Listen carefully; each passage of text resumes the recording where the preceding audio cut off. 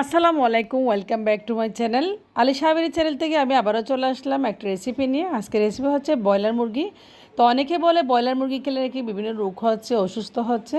তো আমি আজকে ব্রয়লার মুরগি যেন নিরাপদে রান্না করা হয় সেই রেসিপিটা দেখানোর জন্য চলে আসছি। তো ব্রয়লার মুরগি এবার রান্না করলে আসলে কিছুই হবে না। দেখেন এখানে ব্রয়লার মুরগি নিয়েছি আমি 1 কেজির বেশি উপরে। মুরগিগুলো ধুয়ে নিয়েছি পরিষ্কার করে একদম। দেখেন একদম ভালোভাবে ফ্রেশ করে ধুয়ে নিয়েছি। এই পর্যায়ে এই মুরগিগুলো আমি ভালোভাবে একটু সিদ্ধ করে নেব হলুদ এবং লবণ দিয়ে। কারণ অনেকে বলতেছে ব্রয়লার মুরগিতে রোগ জীবাণু থাকে, মানুষ অসুস্থ হচ্ছে। তো এভাবে রান্না করলে ব্রয়লার মুরগি আসলে কোনো জীবাণু বা কিছুই থাকবে না। তো হলুদ এবং লবণ দিয়ে আমি গরম পানিতে হালকা একটু ভাপিয়ে নেব এই মুরগিগুলো। তো দিয়ে দিয়েছি হলুদ এবং লবণ। এই পর্যায়ে ভালোভাবে একটু পানি দিয়ে আমি হালকা একটু ভাপিয়ে নেব। দেখেন লবণ দিয়েছি, হলুদ দিয়েছি। তো সামান্য পানি দিয়ে একটু ভাপিয়ে নেব। তো ব্রয়লার মুরগি আসলে খেতে হবে, না খেয়ে কই যাবে, সেই জন্য আজকে রেসিপিটা আপনাদেরকে সাথে শেয়ার করতেছি। যারা ভয় পাচ্ছেন খেতে, বাচ্চারা তো আসলে ব্রয়লার মুরগি ছাড়া কিছুই বোঝে না, সাদা মুরগি। সেই জন্য আমি দেখাচ্ছি, আপনার সাথে রেসিপিটা শেয়ার করতেছি। এভাবে রান্না করলে আপনারা একদম নিরাপদ থাকবে। দেখেন আমি একদম হলুদ দিয়ে লবণ দিয়ে পানি দিয়ে ভালোভাবে ধুয়ে পরিষ্কার করে নিয়েছি, পানি জড়িয়ে নিয়েছি। এরপর যে আমি রান্না করতে চলে যাচ্ছি। চুলায় একটা আমি প্যান বসিয়ে দিয়েছি। দেখেন তো দিয়েছি সয়াবিন তেল, রান্নার তেল 1/2 কাপ পরিমাণ মতো। এরপর যে দিয়েছি আমি 4টা পেঁয়াজ কুচি, আর পেঁয়াজ কুচিগুলো ভালোভাবে তেলের সাথে এরপর যে ভেজে নেব। দিয়েছি পরিণত লবণ আর রসুন বাটা। তো লবণ এবং রসুন বাটা দিয়েছি। এরপর যে দিয়েছি আমি এখানে আদা বাটা। তো রসুন, আদা এবং পেঁয়াজ ভালোভাবে একটু তেলের সাথে ভেজে নেব। তো ব্রয়লার মুরগি অনেকে ভয়ে আসলে খাচ্ছে না। এবং দেখেন আমি দিয়েছি এখানে টমেটোর পেস্ট এবং কাঁচামরিচের পেস্ট।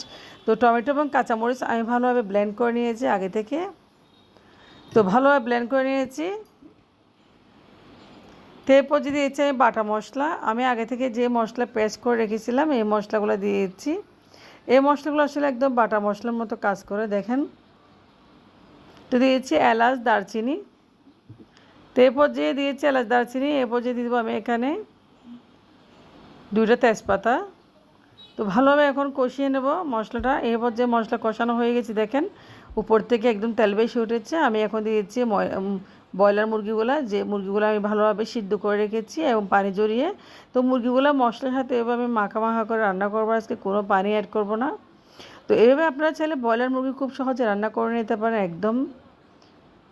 তো রেসিপিটা অনেক সহজ একদম। তো ব্রয়লার মুরগিতে যদি কোনো জীবাণু থেকে থাকে তাহলে গরম পানি ভাপে সেটাও চলে যাবে। আর বাচ্চারা তো খুব বেশি পছন্দ করে। আমি এখন ঢাকনা দিয়ে দিচ্ছি 15 মিনিটের জন্য। তো 15 মিনিট পরে চলে আসলাম। দেখেন আমি কোনো পানি ব্যবহার করি নাই। আমি যে টমেটোর পেস্ট এবং কাঁচামরিচ আর মশলা দিয়েছি ওগুলোতে যে পানি বেরিয়েছে ওই পানিতে রান্নাটা হয়ে গেছে। তো দেখেন মুরগিটা রান্না হয়ে গেছে। আমি আর একটু ভাপে রাখবো 5 মিনিট মতো। তো মুরগিটা এভাবে রান্না করলে আসলে খেতে খুবই দুর্দান্ত, অসাধারণ লাগে। রুটি, পরোটা, ভাত সব কিছুর সাথে আপনারা সার্ভ করতে পারেন। তো মাংসটা হয়ে গেছে ভাপে, আমি আপনাদের দেখাচ্ছি। দেখেন কত সুন্দর করে আমি সার্ভ করছি একটা বাটিতে। তো আজকে রেসিপিটা ভালো লাগলে অবশ্যই আপনারা লাইক, কমেন্ট, শেয়ার করবেন। আর দেখতে পাচ্ছেন ব্রয়লার মুরগির রান্নাটা কত সুন্দর হয়েছে, মাশাআল্লাহ। তো এইভাবে ব্রয়লার মুরগি রান্না করে নেবেন। আর যদি পারেন আমার চ্যানেলটা আপনারা সাবস্ক্রাইব করে রাখবেন আর পাশে থাকবেন। ভালো থাকবেন। আল্লাহ হাফেজ।